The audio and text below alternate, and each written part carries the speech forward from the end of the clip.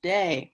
My name is Tiffany Mitchell Patterson. Welcome everyone here on behalf of the Zen Education Project for our session on Reconstruction and issues of citizenship, suffrage, and movement building. Some of you are joining us for the first time, yay! And some of you have participated in one or more sessions. Some of you have been to all of them.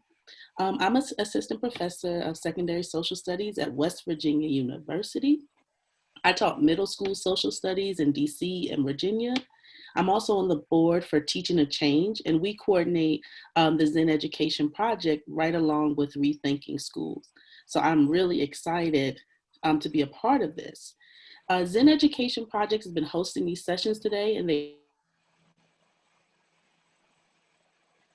history lessons so that many of you have used for middle and high school classrooms. And if you have not used them, please be sure to check out their website. Before I begin my conversation with Dr. Martha Jones, we want to find out who is in the room and go through our plans for our time together here today. We're going to do a quick poll to find out how many teachers, librarians, teacher educators, labor community organizers, students, family members are in the room. I know many of us are in multiple roles and wear many hats, but think about what your primary role is. And an educator, Sierra Kayla Jones, will post a poll, as you can see, for you to respond to. So we'll give you a few seconds for that. But as you can see, we have a lot of educators in the house, lots of students, librarians, historians, teacher educators, and people from just all walks of life that are joining us today.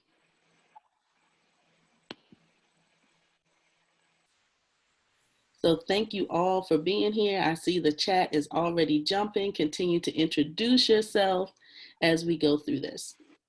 So throughout the session, we want you to use that chat box. Post questions, comments, resources, ideas. Our guest speaker will read your questions and try to respond after the breakout rooms. We'll also do a short evaluation at the end. But we're now ready to start our conversation. After about 20 minutes, we'll pause.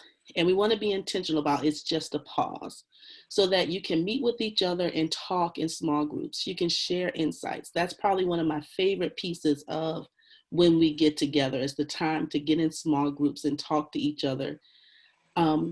So don't leave us when that happens. But let's get started. I am so happy to introduce Dr. Martha Jones, the Society of Black Alumni Presidential Professor and Professor of History at the Johns Hopkins University. Her books include the soon-to-be-released Vanguard, How Black Women Broke Barriers, Won the Vote, and Insisted on Equality for All. I am so waiting on that to come out in September. It's on pre-order for me, so make sure you all do that as well. But she's written other books such as Birthright Citizens, A History of Race and Rights in Antebellum America, All Bound Up. She has lots of works that she's collaborated on, and this is such an important history for us to center. So I thought we would kind of kick this off with thinking about Black citizenship. And in your work, in your book, Birthright Citizenship, if you haven't got it, it's a great one to have. I found it was really interesting because you explore race and citizenship even before the Civil War. So I was wondering if you can provide us with a glimpse, maybe a story or two of what citizenship looked like for free African Americans, something that we don't talk about often in schools. Well, thank you so much to you, Tiffany, for joining me and being a partner in this conversation. I'm really very honored. I do want to thank the Zen Education Project, which for me has been such an important fellow traveler in my work. We cross paths in the field. We cross paths social media, but I feel like we are part of a really rich and vital community every day, but I think especially in these weeks. So I'm so grateful for this series and really honored to be a part of it.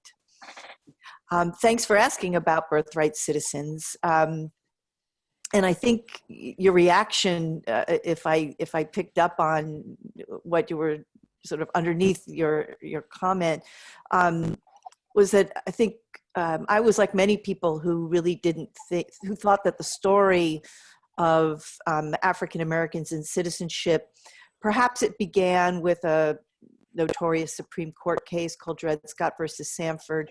Perhaps it began after the Civil War with the ratification of the 14th Amendment and the constitutionalization of birthright citizenship. But I was curious enough to sort of test those ideas. And in order to do that, for me, it was very important to get beyond the abstractions of Supreme Court decisions or acts of Congress or constitutions to understand better what citizenship meant in the everyday lives of Black Americans. So I came to the archives of what is now my hometown, Baltimore in Maryland, which before the Civil War has the largest community of free African Americans, some of whom had been formerly enslaved people, others of whom had been born free, but are a community that is already actively wrestling with the problem of citizenship long before we get to the Civil War moment. So you asked for a story, and I'm going to introduce my favorite character who emerged during the research. And I should say, he emerges piecemeal to me. I'm working in hundreds and thousands of case records in the Maryland State Archives, looking at what's happening every day in the local courthouse. And this name, this man, this character keeps reoccurring, and his name is George Hackett. And Hackett is born in 1807, just as in the state of Maryland, Black men are losing the right to vote. The word white has been inserted into the state constitution, and men who had been able to cast ballots in Maryland have lost that privilege. And he is the son of a Black activist who is a deacon in his AME church, an agent for the first Black newspaper in the United States, Freedom's Journal, but who has lost his political rights in the early part of the 19th century. Hackett, George, lives until 1870 and is in Baltimore at that moment when Black Americans come together from around the country to celebrate ratification of the 15th Amendment, that effort, if you will, to restore voting rights to Black men for the first time in the 19th century in a thoroughgoing way. So his life to me was fascinating because it was this arc of the story, or one version of the story of Black citizenship before the Civil War. And what I learned about George and through his life was that he was part of a community that really relied upon a creative, though frustrating set of practices to try and cobble together citizenship. And every time they thought they got to a place where they might have won a point or might have established a right, they were disappointed and rebuffed. And maybe that doesn't surprise us, but when you look at that kind of story across decades, what I was able to appreciate was what a harrowing condition it is to be a people whose status and standing before the law is ill-defined, always subject to change, vulnerable to political whims, and is taken advantage of strategically and deliberately by people who are looking to exploit or exclude Black Americans from the nation to make good on that promise that the US is a white man's country. And so sometimes Hackett wins. He carries a Seaman's Protection Certificate issued to him by customs officials when he's a sailor that says he's a citizen of the United States. And on the other hand, when his ship docks in a port like Charleston in South Carolina, he's required to either stay on board ship or be detained in a jail because he's deemed to be not only a threat as a Black man, but also deemed to be someone without rights. So the story really is about the ways in which law fails. It fails to do its fundamental job, which is to look at the cultural and political and legal landscape and to determine clearly who people are, where they stand before the Constitution, where they stand in a local courthouse, what their rights are.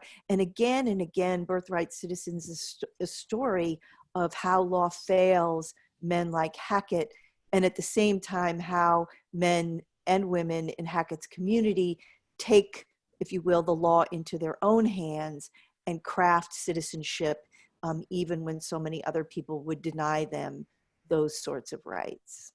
No, thank you for sharing that story as we think about the broader journey, the broader struggle and resilience that has been built in when we think about citizenship and what it even means and to whom and who has that carrot and who dangles the carrot. And that kind of ties in because you talked a lot about how the failure of laws, and that kind of ties into my next question in thinking about voter suppression, which we're at the end of the primary season. Just this week, we saw what was happening in Georgia, long lines. We're preparing for a major presidential election, voter ID laws, voter purges, felony disenfranchisement, gerrymandering, closing of accessible polls, people waiting for hours, standing in line in order to vote, faulty machines. I mean, the list goes on and on and on. And so I think about all those many tactics and how votes are suppressed and how they disproportionately impact Indigenous, Black, people of color, low-income individuals. And so what types of voter suppression were used in the 19th and 20th century and in comparison today? Yeah, it turns out, doesn't it, that when we look over the long array of US history, that it is a history of voter suppression, that there is a very small window, perhaps, between passage of the Voting Rights Act and then the gutting of the Voting Rights Act in 2013, where we see the potential, right, at least. We approach the potential of universal voting rights, but most of our history is a history of voter suppression. For the early part of the 19th century, of course, voter suppression comes about by explicit and unapologetic terms, right? Which is to say, in the example of George Hackett, Maryland is a state, his community in Baltimore is subject to the state constitution, and lawmakers insert the word white. They don't apologize for that. They don't dress that up. They don't apologize for it. They are clear, right, that political power in this country is a white man's business, and state laws throughout the US will make that plain in the language of constitutions and the language of state statutes. The revolution of Reconstruction certainly changes the terms of that, which is to say that the 13th, 14th, and 15th Amendments make Black Americans citizens by virtue of birthright, guarantee them equal protection of the laws. The 15th Amendment is going to forbid the states from using race as an express criteria for access to the ballots. And white supremacy adapts. Right? The same white supremacy, in my view, that is operating before the Civil War adapts to the new conditions of a new constitution and now creates tactics that are neutral on their face, poll taxes, understanding tests, literacy tests, grandfather clauses, whites-only primaries, right? Things that don't appear on their face to violate the terms of the 15th Amendment. But again, Southern lawmakers are open and notorious about their intent to use racially neutral language and then to use the laws and in discriminatory ways to ensure that Black Americans are suppressed at the polls. And we live through a long era that we sometimes refer to as Jim Crow, during which this is the order of the day. Law, along with intimidation, violence, lynching, will determine who votes in the United States and by what terms. And we associate, of course, the Civil Rights Revolution with a confrontation with that regime. And another revolution in law, in particular, the Voting Rights Act of 1965, which looks to put an end to voter suppression. So I think it's important to use this language of voting rights and voter suppression, not only for our own time, not only for special cases, which I think we'll talk about, which is women's suffrage, but to appreciate that there really is no moment in our history when voting rights have not been suppressed, contested, hard fought for. And this should remind us that it is always an open question who votes and by what terms. Oftentimes that is a question that leads to the narrowing of opportunities to get to the polls. But I would say, I happen to live in Maryland, where my state lawmakers are perhaps not wrongly proud of their, that we don't have express voter suppression laws on our books. We just went through a primary election where without any requirement, without citizens being required to do anything, we got ballots in the mail and we could vote. But even to my state lawmakers, I would say, with all of that, we still don't guarantee to every citizen of Maryland the right to vote. We don't put the same sorts of impediments in place that we see, right, working in other jurisdictions, like a place like Georgia or Wisconsin in our sort of most recent past. But we still here even do not have a promise, a commitment, a guarantee, right, that every American, every citizen, every resident, we're not promised the vote, even as the bars to voting may be lower in a state like Maryland. Wow. I'm still processing. I'm going to need a breakout room for that. So many good jewels were dropped in that, especially in thinking about, there's never been a time where this hasn't been an issue. I think that's something that really resonates with me. I want to switch gears just a little bit, but still in that vein of voting and suffrage and thinking about Black women within that. This year, 2020, marks the 100th anniversary of the passage of the 19th Amendment, guaranteeing and protecting women and, in reality, white women's constitutional right to vote. Historical milestones offer an opportunity to tell diverse histories that have been erased. Seneca Falls, 19th Amendment are two key points where women enter the curriculum, which is a disservice in general, where we have limited women's history in the curriculum. But I wanted to talk to you about what are some stories that are missing from mainstream narratives of the suffrage movement. Gosh, we don't have that long, do we? Maybe just one. Well, it's important to say, because the first histories of women's suffrage were written by women who were deliberate in foregrounding their own stories and erasing the stories of many other American women. Right. So we work from a kind of deficit, don't we? Which it takes me a whole book plus, right, to begin to try and address. So there are many things I could say. Let me try just two short ones if I Yeah, can. sure. One is historians had for a long time lamented, I think that's the right word, that they couldn't find Black women in the history of suffrage. Now, pathbreakers like Dr. Rosalind Terborg Penn, of course, came back and went through those materials and recovered the Black women who were indeed part of and essential to that which we call the movement for women's suffrage.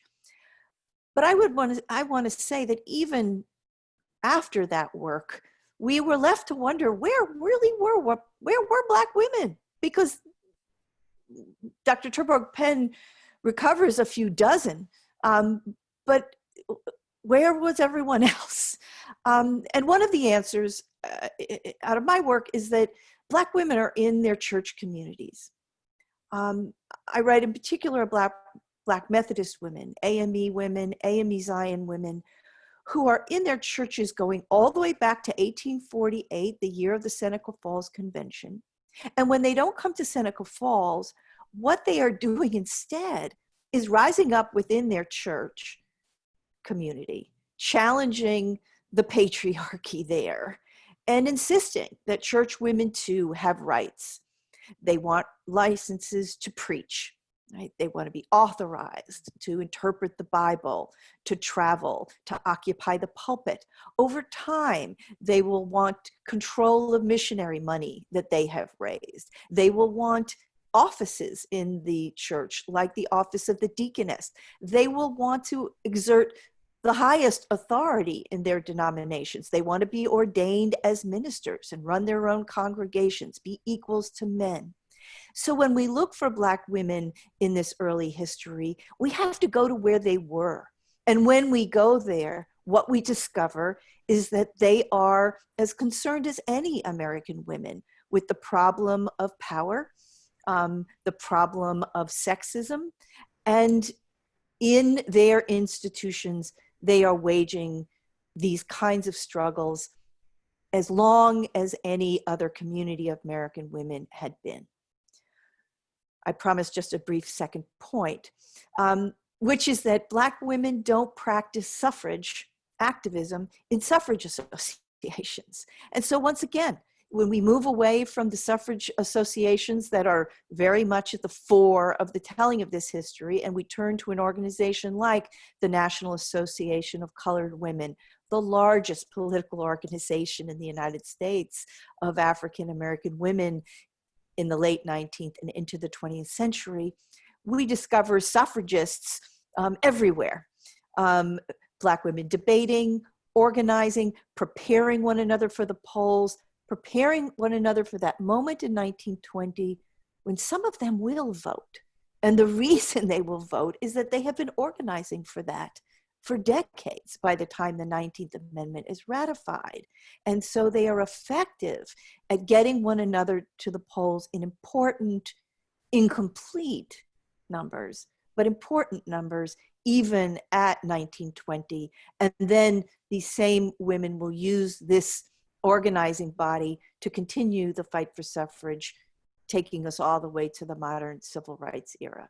So I hope that wasn't too much. No, that was perfect because I also love how you highlight what women were doing in their daily lives and in their communities. And these are the stories that are often left out of textbooks. That usually tends to be one or two people, if that.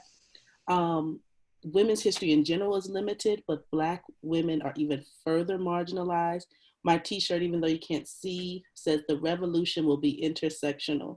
And so I would love for you, as you think about your book that's coming out, The Vanguard, I know it'll speak more in detail about this, but if you can even dive further a little bit for us about the leadership of Black women in getting their own suffrage and the leader of how Black women played that role.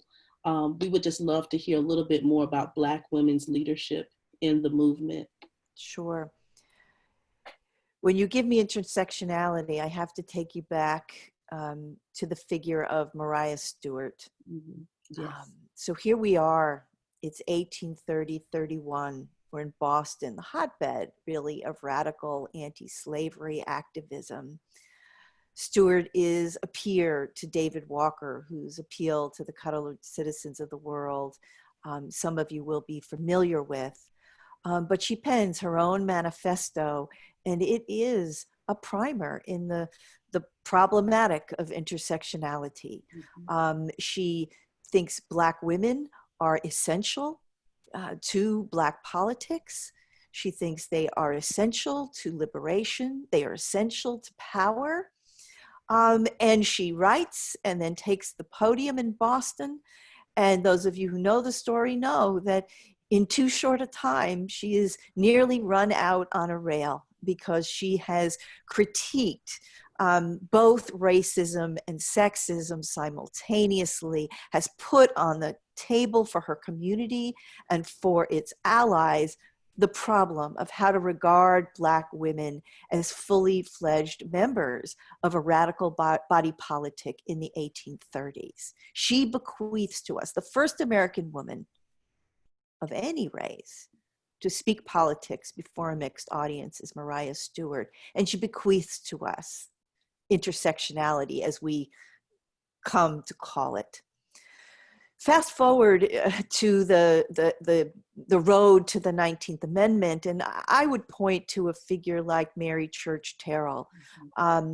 Terrell is a fascinating figure in her own right. She's someone wonderful to study and teach because her papers are on deposit at the Library of Congress, and they've been part of a transcription project. So now we can teach them without wrestling with our students over cursive writing, if that's a bar, which in some classrooms I know it is in mine. So Terrell's own words, her own thoughts are available to us via the Library of Congress. But she is really someone who in the early 20th century is going to pick up this thread that was given to us by Maria Stewart. She's going to importantly be the first president of the National Association of Colored Women, and she's going to model a style of leadership for Black women in the 20th century that says, we are not one issue, right? We will work as hard to decry and defeat lynching as we will to achieve women's suffrage and more. She will tell us that, yes, equality, but also dignity is an essential thread of Black women's striving for the vote. Terrell is like many of the women of her generation, someone who has been assaulted, degraded, has been terrorized on streetcars, on railroads. She is someone who knows the problem of the ladies' car, which is really the white ladies' car, and speaks clearly about the ways in which Black women bring a special set of concerns to any conversation about women and politics. And it includes the right to be free from assault, from indignity, from the threat of sexual assault. Terrell puts this squarely on the table. She's going to, in some instances, do business with white suffragists. Right? That isn't going to go away in her lifetime. And the project of the 19th Amendment, in Terrell's view, requires that. But she is going to do that gingerly, going to do that symbolically, and really invest most of her energy in the very much community-based work that Black club women are doing across the country. And so this is the organization that is going to sponsor the suffrage schools and the citizenship schools that are going to prepare Black women, but frankly also Black men who have by the 19 teens also, right, been run out of the polls by Jim Crow. These are women who are going to prepare themselves and their community for that moment when the 19th Amendment's ratification puts them squarely at the polls. A small note about Terrell, just to give you a sense of how she's thinking. Her daughter is born in 1898, and her diaries are online, and they're fantastic because I just was rereading them last night. And she tells us all about how the challenges of what it is to be a woman activist, lecturer, traveling, and to have a young daughter at home. And we learn how she negotiates with her husband, Robert, around managing, right, all of the things that demand her time and her care as an activist. But in those diaries, she's also doting on Phyllis, and her daughter is named Phyllis. And that's what I want to leave us with, because she names her daughter Phyllis by no accident. She names her daughter Phyllis as an homage to the 18th century enslaved woman and poet, Phyllis Wheatley. And in this way, we understand how Black women are using their own histories to inspire themselves, to buttress themselves, to define themselves in a holistic way. Terrell is not someone who is distancing herself from the history of slavery and the degradations that Black women endure as enslaved people, even as she herself is an elite bourgeois creature in many, many ways. I think when she names her daughter Phyllis for Phyllis Wheatley, we learn something about the ways in which, for Black women suffragists, their work is part of the pulling on a long and important thread that takes us back certainly all the way to the 18th century and the trials of someone like Phyllis Wheatley, making that, I think, a really mighty story for us to explore as we look at the story of the 19th Amendment. Ostensibly the 19th Amendment, it really opens the door to a long Black women's history that might culminate in some ways in 1920, but certainly isn't defined by anything like a movement for women's suffrage. Oh, I just love these stories. And I hope educators just know that you will get these resources and more next week after this. But the power that is within this story of the political organizing that is taking place, the social and political clubs, the activism that's taking place really helps to provide a blueprint for us. Like, we see what Black women are doing, and we as educators frame these movements through the lens of Black women, we get that fuller story. We get fuller stories around it. We have a few minutes, and I'm going to try to get this last question in before we go to breakout rooms. Okay. So going to Reconstruction, because that's a period, we've kind of been working our way through the Black freedom struggle through these sessions, and Reconstruction is this period of history that is commonly misunderstood, it's undertaught, in particular about the political power and activism of African Americans at that time. And it's this time of hope and vision and organizing, as you've been speaking to, but then also this, like, against the brutal white supremacy.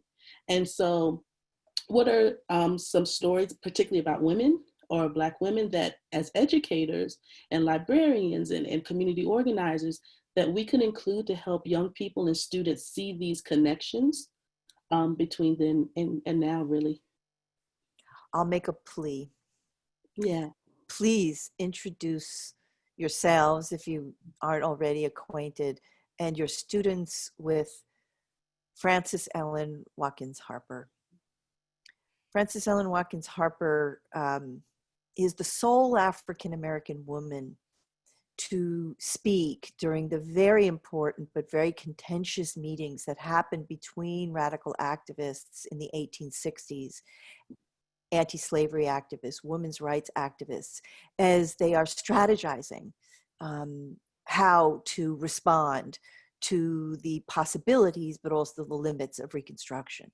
So Black activists, Wendell Phillips, William Lloyd Garrison, Frederick Douglass, Elizabeth Cady Stanton, Susan Anthony, are all coming together under the auspices of the American Equal Rights Association, and they are trying to figure out how to define a political agenda that is ambitious, that speaks to their long-standing goals and interests, speaks to their ideals around universal, right, human equality, including political equality, and yet they are facing, in some of them for the very first time, the perverse exigencies and practicalities of politics. And this leads to a series of debates that have often been told as a debate between, and now I'm doing this, I'll stop. Often been told as a debate between Susan Anthony and Elizabeth Cady Stanton on the one hand and Frederick Douglass on the other. And Stanton and Anthony go with the women and Douglass goes with Black men, and it's a big old rift.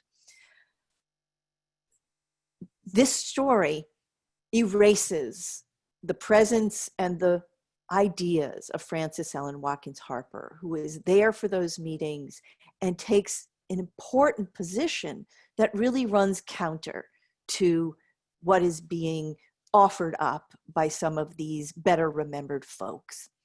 Her often quoted line from these meetings is, "We are all bound up in one great bundle of humanity." And what Watkins Harper is saying is, have a look at me, the Black woman, and know that I am the measure of this moment, right? I am the measure of this political culture. I am the test, because if I can be empowered, right? If I can be enfranchised, then we have tackled both racism and sexism in this coalition, right? Now, well, it's a vision, right? It's a vision. That piece is, ooh, chills. Okay, so I hate to cut it off right there, but we're coming back. It's a good place to end. It's a good place. It's a good stopping point. We're about to head to breakout rooms, and please don't drop off, because there's so much power that takes place in the breakout rooms. I just want to take a quick moment to talk about the politics and pedagogy behind these breakout rooms. Pedagogically, we know that all learners, they need time to process. They need a space to reflect and a chance to comment. And politically, we know that new insights are gained when you're interacting with others. And we want to give you that time and that space to do that. I know every time I spent in the breakout room, I learned something new from people in those rooms. So in many groups, there will be a teacher volunteer who will introduce themselves and facilitate. If there's not one in yours, we ask that one of the teachers in the group step up, or someone with facilitation experience. Please volunteer. You'll have about 12 minutes, so please quickly introduce yourselves. Just your name, where you're from, your role, real quick. We'll go around the room, and then we're going to have a discussion around 2 questions. How did Jones framing and discussion help you think differently about the 19th Amendment and the ongoing struggle for voting rights today? And how will what you learn impact your teaching? What do students need to know, why, and how you'll teach it?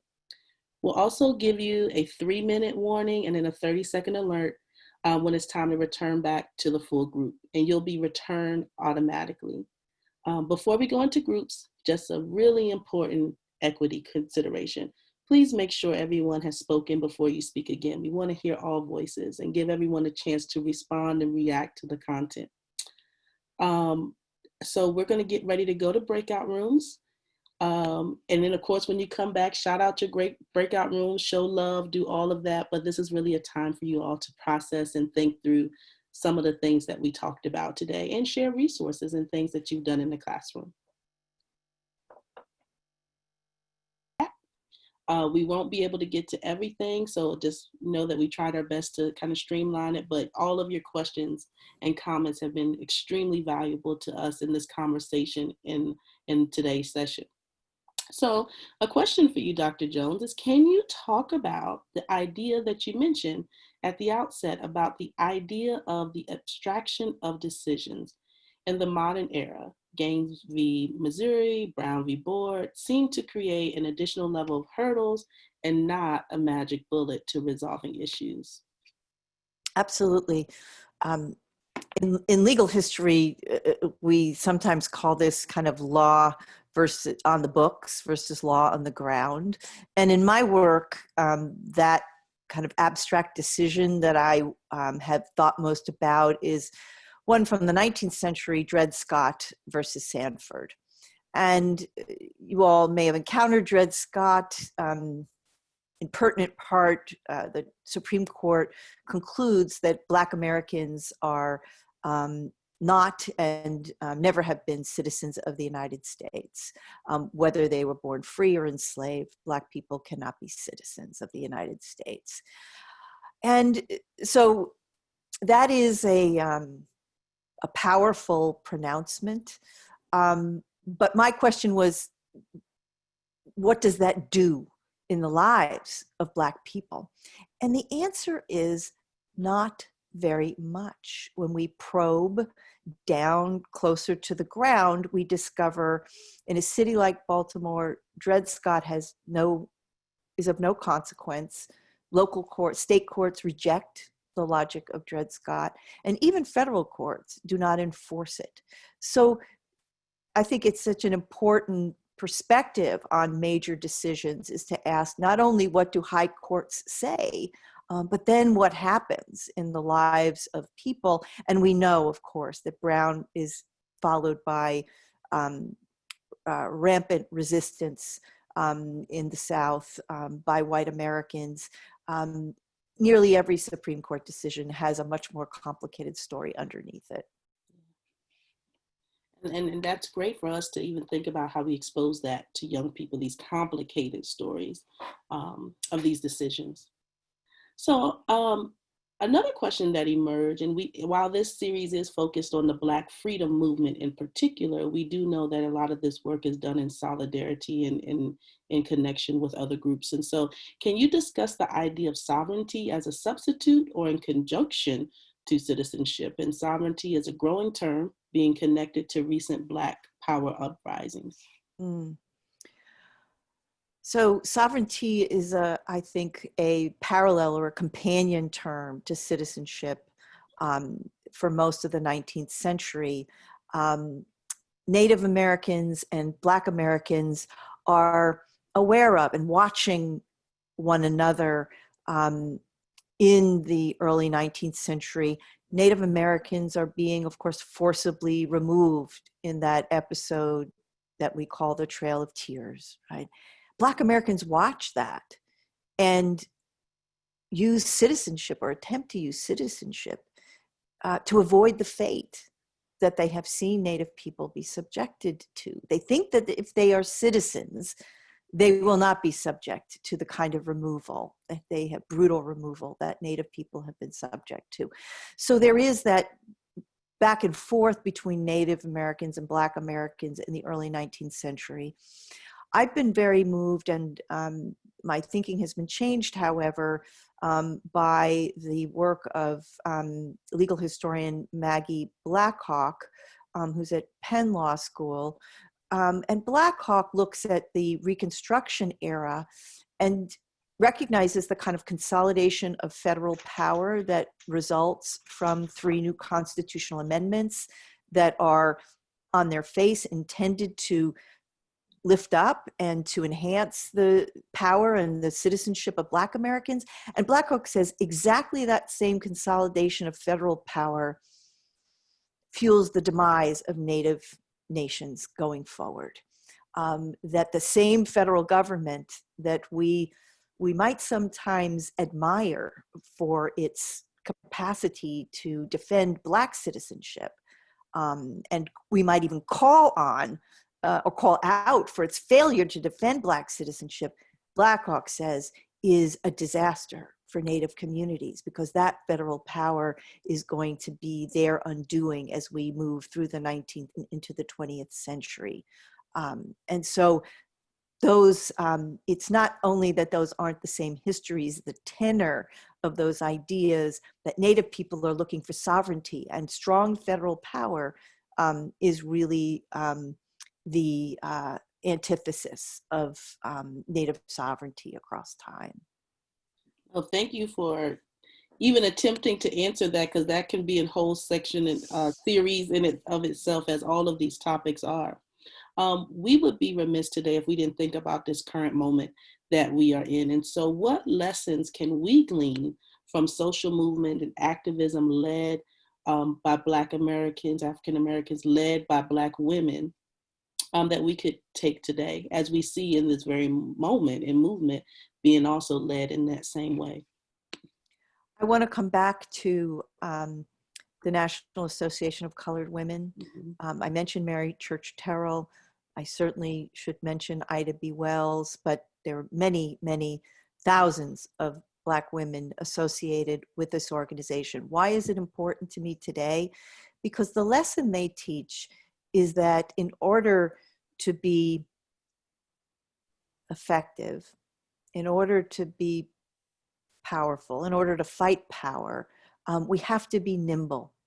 And there are moments in which we go to the polls, and there are moments in which we go to the streets, and there are moments in which we lobby in back rooms, and there are moments in which we organize in community and more. And part of what characterizes Black women's political activism, I really think throughout US history, but certainly in the early 20th century, is that kind of nimbleness, is a way to sort of read the landscape and to shift and to move and to learn how to do precisely that.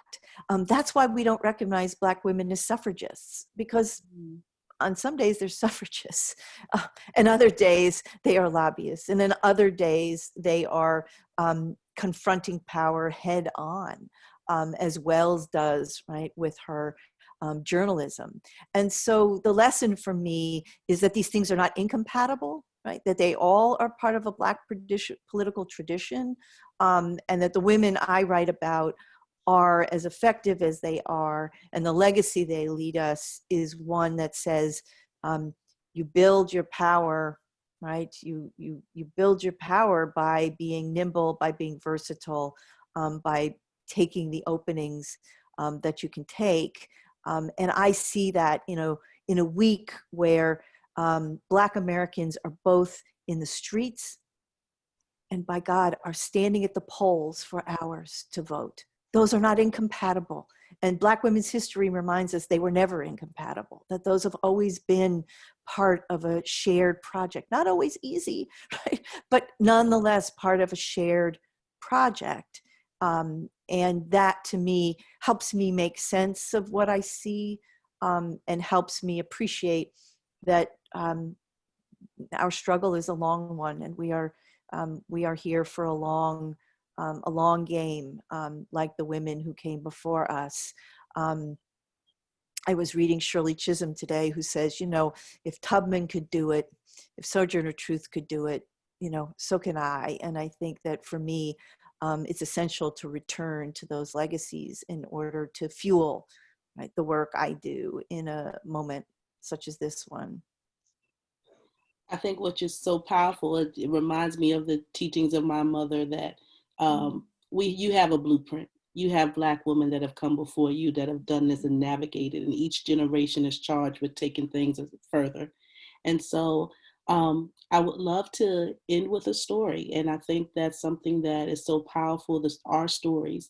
So what story or what part of history are you bringing with you in this moment? What's something, I know there are many things, but what story maybe kind of illuminates what we're going through right now in this current rebellion and uprising? It's a personal one. I hope that's No, that's fine. okay. You know, Vanguard is dedicated to my great grandmother, who was Nancy Bell Graves, who was born in Kentucky in 1808 and was enslaved until the emancipation of 1865. But she raised 4 daughters. And her picture, you can't see it, but is right here on my wall. Because I know something about what she endured. That's one. And I know something of what she dreamed of for me. So I keep her picture right here as a reminder of not only what we've endured, but also about the things we dream for ourselves, for our families, for our communities, and, you know, for our people. In the broadest sense, Black women never define their interests as the interests of Black women. They talk about humanity. they talk about humanity again and again and again. And so for me to remember that our cause is that noble, our cause is that large, our cause is that essential, in that it is speaking to all of humanity every day, and not simply some cheap parody of identity politics, that we've always been speaking about humanity.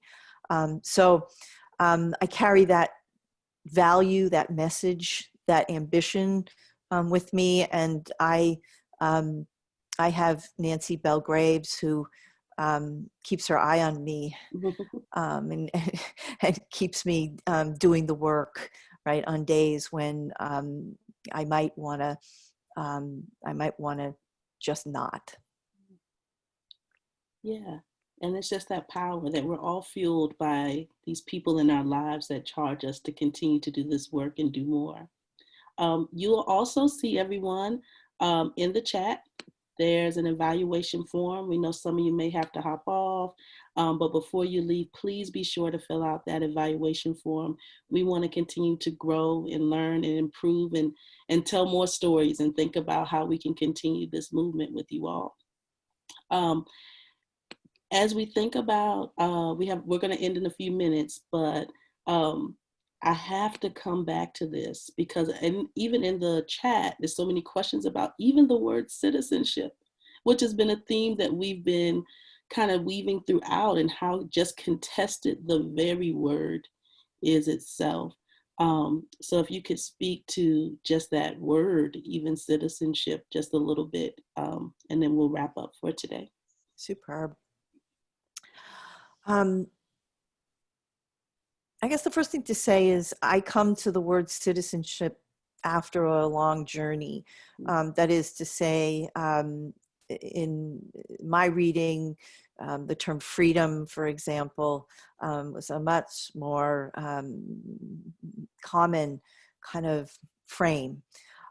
But citizenship emerges from the voices, from the writings, from the speeches, from the lectures, from the commentary of the Black Baltimoreans about whom I write. And they land on citizenship because they think it will work, frankly. It's tactical. Seems to be in the Constitution, even though it's a little hidden. It seems to have a kind of power and currency in the world that might permit them to overcome the Black laws that are degrading their lives, that might permit them to overcome colonizationists who are organizing to remove them from the United States. So they're looking for a powerful weapon to resist. And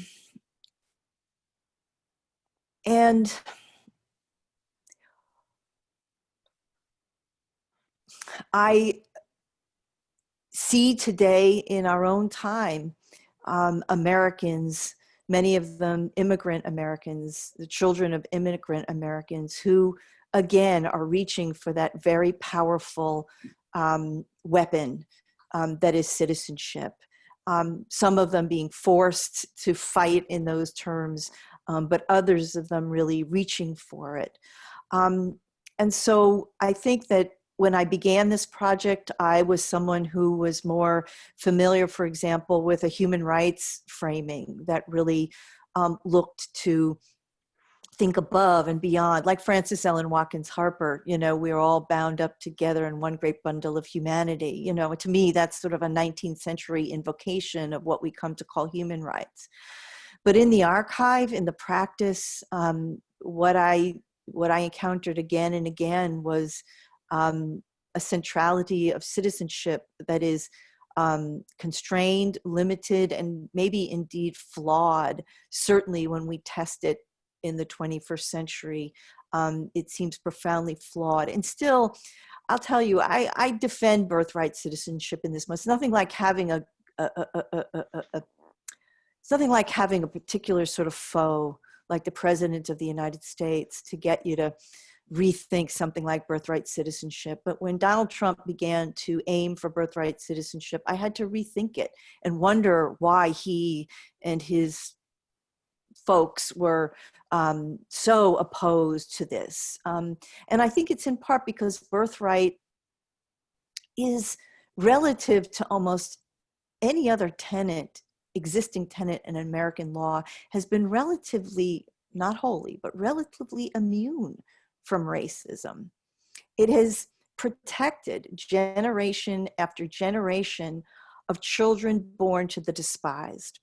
And every generation in this country, right, is animated by, in the worst sense, by the notion that there are despised people among us. But birthright means that the children of Black Americans, the children of Chinese immigrants who themselves cannot be citizens, are citizens of the United States.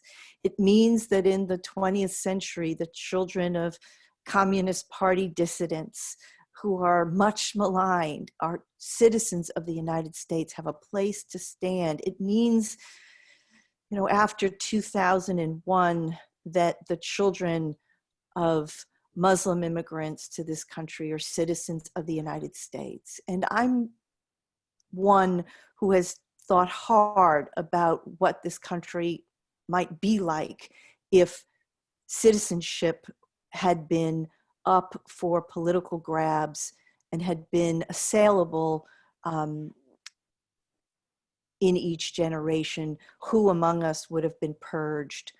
Who among us would have been removed? Who among us would have been disappeared? Those stories exist, of course, but I think birthright has insulated more of us from that sort of fate.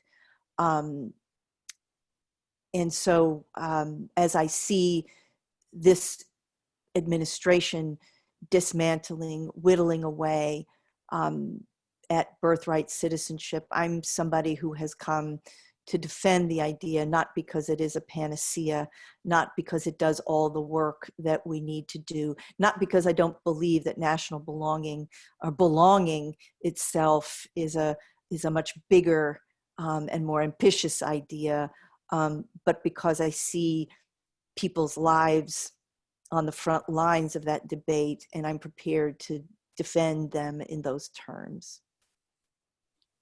Ooh, powerful. Thank you so much for sharing so much. This is just a primer. This is just a start to these conversations that we hope you continue. Please check out the work of Dr. Martha Jones and her forthcoming book, The Vanguard, that will be coming out in September. We definitely still want your feedback on this session, the content, the format. The link is in the chat box. But before we do, we're going to please ask you to please unmute yourselves, share thank yous to each other. Thank you for your commitment in learning, teaching people's history. Thank you to our facilitators. Thank you to Martha Jones. Thank you to everyone at the Zen Education Project that's working diligently, to all the teachers of just everybody. So we're gonna also send a follow-up email and resources. If this is your first time, you'll receive it next week. But please unmute yourself, show some love. We got to show some love for today.